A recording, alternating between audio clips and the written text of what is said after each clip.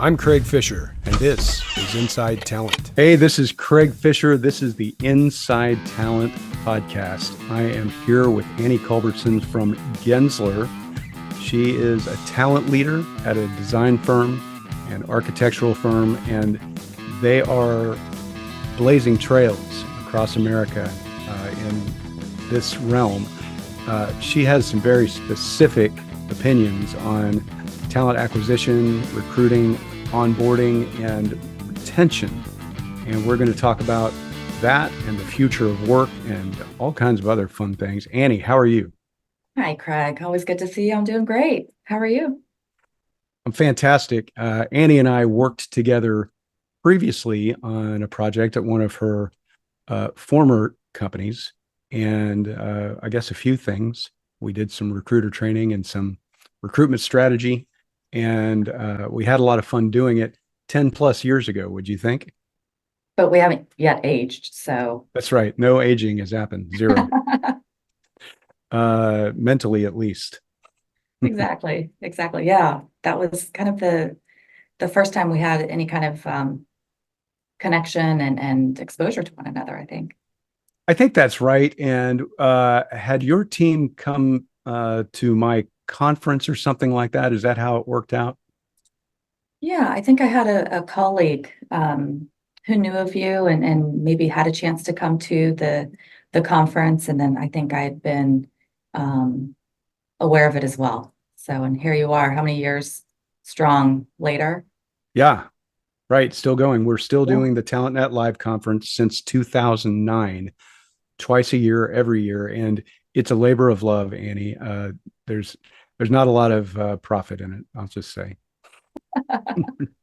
We do it to give back to the community here. Well, Yeah. you also circulate and feed a lot of great knowledge, content, and make a lot of connections with people. So it's become vital. So that firm was Corgan, where you were before. Then you went to HKS, which is a big company, right? Right. And now you're doing a similar thing at Gensler. Tell us about you and your journey, and how you got to where you are today. Yeah, absolutely. Somehow over the last 20 years, I feel like it's almost been a happy accident that I have been specifically in the talent acquisition space, really started in the HR world as a generalist. So it gave you that exposure to all the different functional areas and kind of let you understand that connection between HR and the broader business. And the impact that an HR and TA team can have, truly on the bottom line, on, the satisfaction of your people and different programs that make a difference, right, to team members. And then really through that HR experience, I naturally really had a gravitational pull to talent acquisition. And like I said, kind of a happy accident over 20 years later, still in the design industry. Started in the AEC world, architecture, engineering, construction. But then, found myself where you and I had first met at Corgan, had the opportunity to really lead a phenomenal group there, grow a team, lead the TA function, and then went to a firm that was a little bit larger, a little bit more of an international footprint at that time. And had the opportunity to be the vice president and director of global TA there at HKS. And it's really that opportunity that was such a great foundation then to come here to Gensler, which is the largest architecture and design firm in the world, but the size being less of focus and really the influence and the way that we have an impact on design and communities that we're shaping in the world is really the much larger focus for us, not necessarily from a size, scale, and scope standpoint.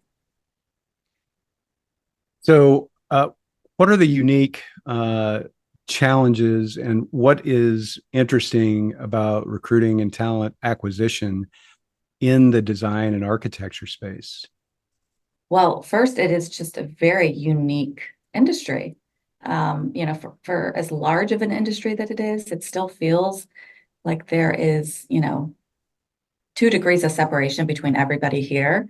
It still feels like a very tight community, But working with creatives and being in a firm that is led by many creatives is a different way to run an organization. I think we think about the way we run a business, the way that we interact and partner and find amazing solutions for our clients in a little bit of a different way. Being a professional services organization as well.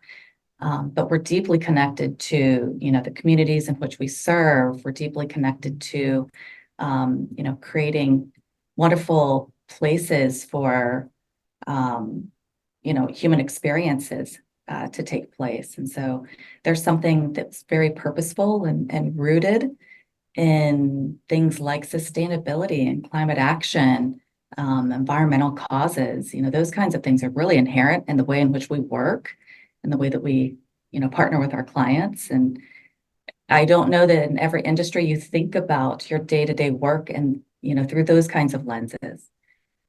So certainly makes it very, very unique. What kind of challenges do you encounter? I mean, you probably have 15 different types of job families, and role areas or more. Certainly all the corporate roles, but then all the unique creative roles. What are the challenges balancing those different things, and what do your recruiters experience in having to be multidisciplinary and things like that?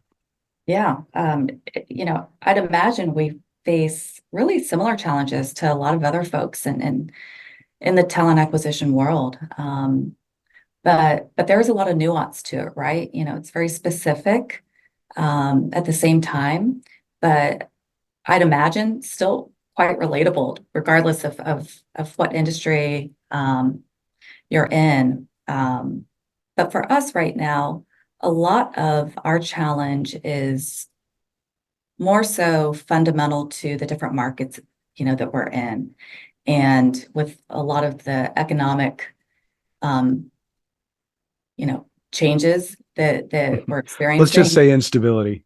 It's probably a more concise way to say it, but with a lot of, economic instability, that's, something that we really have to be nimble about. So, strategically on our end, the firm is really focused then in markets that are maybe needing a little bit of a kickstart. We're so focused in specific practice areas to really build those up. And so there's a lot of partnership with executive leadership and talent acquisition to be able to, find amazing strategic talent.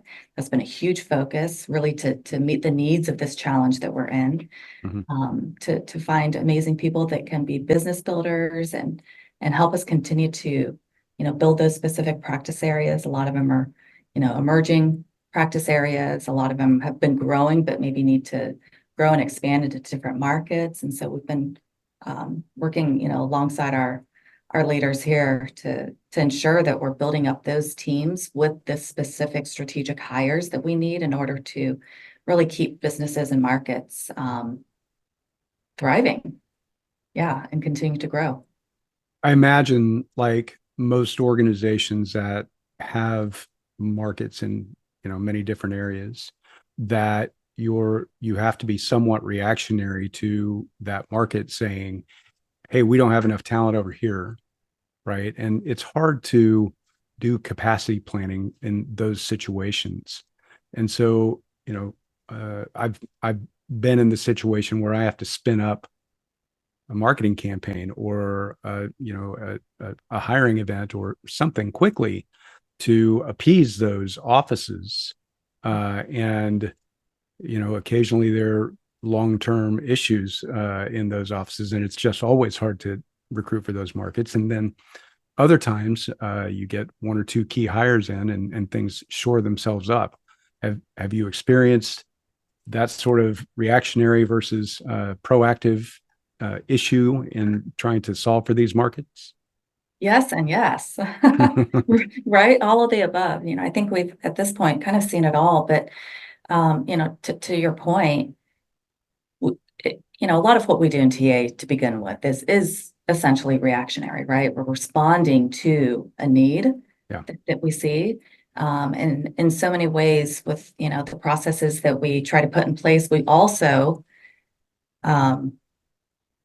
in the same vein, want to be as proactive as we can be, right? So you're trying to develop these amazing, strategic pipelines and find people maybe for tomorrow's opportunities that may not exist today. And you don't want to be short-sighted with just existing needs that maybe you have awareness about today. And so we're kind of living in both spaces, I will say. And the fact that we are so focused on strategic hires right now allows us to be a little bit more agile. And I think that's been really enjoyable and one of those great challenges for the TA community, because it means that while we're searching for specific roles, it's giving us the opportunity to proactively meet amazing people. And one of the things that we also really love to do here at Gensler is find amazing people who we think are going to be not only amazing culture fits, but culture adds. We like to think of it in that context as well. What are Yeah. those people going to bring that is new and different and are going to add something brilliant to our culture? And because of that, and because of the different offices and locations and the markets that we're in, I think it allows us to find amazing people and then find opportunities internally where they may be a great match. So it seems to me, and your story there, it rings a lot of bells, right? And it seems to me that we're always looking for that magic wand where we can do talent pooling and keep our future workforce sort of warmed up in that talent pool, right, and engaged. And we've been talking about it for 10 years, but it never really works out great. Our CRMs aren't really good at it. And, but, sort of now with the advent of AI, I've been seeing tools that really do give candidates sort of an easy to access profile and constant engagement and encouragement and progress. And so even if it's, yeah, we like them, but it's going to be 6 months before we have a need for them, you can still sort of have an active pool. I love seeing that. Are you thinking about adding some sort of AI elements to your tech stack to try to address things like that? We are, and I think this is such a pivotal time for us to be looking at it. Yeah. We've been one of those firms that's lived in an ATS, and now we're seeing that opportunity to add on additional resources and tools that can make us a little bit more agile and find some efficiency gains in the way that we're working. I will say we are such a relationship-based organization, not only internally, but also externally. Mm-hmm. So we are always looking for ways to develop relationships through, all the various ways that you're going to meet people, but we want to keep those relationships really warm. And so recently, we have been looking at different tools and kind of looking at that internal opportunity assessment for ourselves to better understand what are those tools that are going to be effective for us. There are so many out there, it can be really overwhelming. And so better understanding truly what our needs are today and what the opportunistic needs might look like down the road. We're trying to kind of crystal ball that a little bit, but I think essentially we have right now kind of everybody's doing whatever works for them for the time being, That's right. understanding that we will find a way that will be a little bit more aligned and make a lot more sense, not only for us, but in our ability to do what we're doing with a little bit more speed. Mm-hmm. Yeah. And right, a little bit of automation can go a long way to helping recruiters do what recruiters are supposed to be doing best, which is building those Absolutely. relationships. Right. But it is overwhelming. I look at new tech almost every day. Right. And I keep this voluminous record of what goes well with what other things. Right. It's like building a casserole almost, but it's daunting to say the least to even think about. I mean, every vendor in the space now says, "Oh, we have AI," and so how do you buy just the piece you need? It's a good trick. So Yeah. Yeah. Well, and to that, everyone that we've talked to feels as though they are a great solution for us. course, naturally. Yeah. So, we've had a number of demos and we've had there's a lot of learning that Mhm. goes along with that experience alone. And so it's helped us better understand, this position that we're in where we don't know what we don't know. Yeah. So there's, like I said, been a lot of education just in the process of discovery. But My buddy Tim Sackett wrote a post today on LinkedIn, and he just said, uh, "Talent acquisition leaders don't buy software; they get sold software." Mhm. I think that's really, I think he kind of nailed it, right? Because Yeah, that certainly lands. yeah, you don't select it; you get whoever has the best sales team generally wins it. Is kind of how it goes. Yeah. Well, we're hoping to maybe be a little bit more thoughtful about that engagement, find something that really does work for our needs and our processes and the way that we'd like to be kind of navigating Yeah. through systems. So I've noticed in the things that you post online that you incorporate sort of the company's design ethic into your messaging for recruitment. So kind of explain to me, what the goal is to, match that tone of voice from the corporate side with the recruitment and employment messaging. Well, it's funny, the size that Gensler is, um, we really prefer to think of ourselves as more influential and more innovative versus corporate.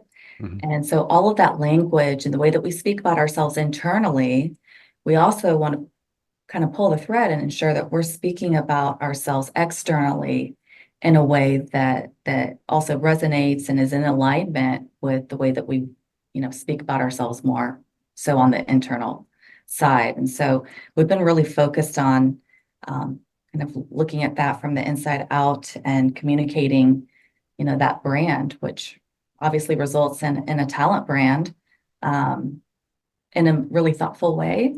So hopefully that's showing up not only in the way that I'm posting, which I don't post enough, but certainly in the TA community. We're very mindful of the way that we're kind of sharing our opportunities, the way that we talk about ourselves, and the way that we're really speaking about our brand. Yeah, it's coming through. It's great, and it makes me proud right here. Uh, so if you could have any better process, better tech, better something with a wave of a magic wand, what would it be? Well, I guess maybe it's just the relevancy of it right now, but what you and I were just talking about, we don't know if it's a pure CRM. We don't know if it's kind of a CRM light version. Spot Um, technology. Yeah. yeah, but there's something that would be incredibly beneficial to us to be able to manage all of these, um, relationships that Mhm. we've been building and ensure that there's connection between the systems that we already have in place. So I think it's that connectivity that's going to be equally important, not just to have one resource, but to ensure that it has the ability to speak to everything else and that there's communication with the systems that we really integrate together. So I think right now maybe it's just the most top of mind thing that we've been talking about internally, but I think that would be such a game changer for us and relieve a lot of our TA community in the way that we're working every single day. Yeah. Yeah, Yeah. And it's got to be about not just candidate experience, but also recruiter and hiring manager experience, right? All those things have to fit right. because you've got multiple customers in this situation. Right. And, we really are insistent that we offer a first class candidate experience. And certainly we want that experience to be reflected internally as well with our hiring leaders because we have that responsibility of really having a dual client base. Yeah. And we want to ensure that those are really safeguarded and we value it so much. I mean, it's why our team is tremendous at what we do because we value both of those tremendously. So I would imagine I'm about to kick off a project for a civil engineering firm where they're in the similar boat, right? They know they need new technology and some better processes. They just don't know what it is. And so I'm going to help them with that. But part of their issue is their hiring managers are so intrinsic to recruitment because engineers recruit engineers. I assume creatives, architects, and design people are the same way, right? The hiring managers are very important in the process. It's critical. Absolutely. So we're in the same boat. That's very, very relatable. And we really rely on the relationships that they have, not only from school, but from other firms maybe that they've been at, or Right. individuals that they meet or that they compete against. But it's, as I mentioned before, it's a really tightly knit community. And so we know a lot of people just through the extension of relationships we have outside of the firm. Right. So we rely on them very much. I mean, our employee um, bonus and referral program is one of the highest, if not the highest, in fact, source of hire that we have. So we really put a lot of investment in that. Love hearing that. All right. So you're going to come talk to us more about all of this at the TalentNet Live conference in November. Am I right? Yes, looking forward to it. All right. So is there anything that you're seeing sort of as the future of work unfolds that gives you hope for what we do? You know what we've been talking about recently a lot, and I find it so inspiring is that we have, particularly in the design industry, we have a keen interest in really diversifying our workforce. The issue that we have is that there aren't a lot of diverse designers and architects in the business. Right. And we really, really want to find ways in which we can influence that. But what is so promising right now is we're realizing and discovering, we've got a lot of statistics and metrics around it, that more and more graduates are coming out of schools, out of design and architecture programs. And that population is so much more diverse than what we've been seeing.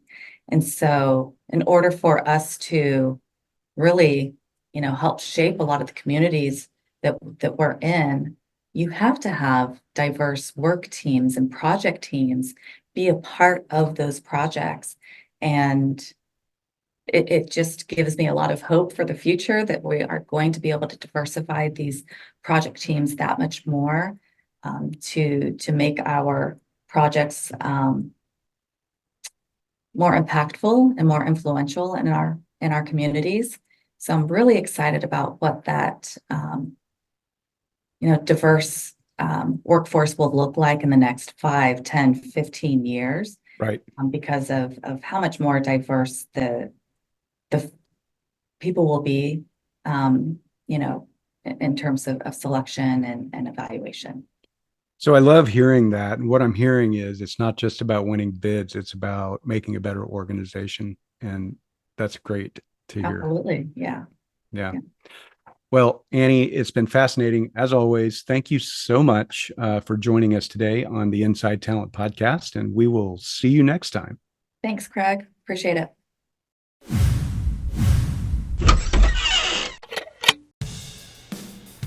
Thank you for joining us and diving deep into the world of talent, innovation, and the secrets behind successful careers. Don't forget to subscribe to our podcast on your favorite platform so you never miss an episode. We'd love to hear your thoughts, so leave us a review or connect with us on social media. We appreciate you. Thank you for joining.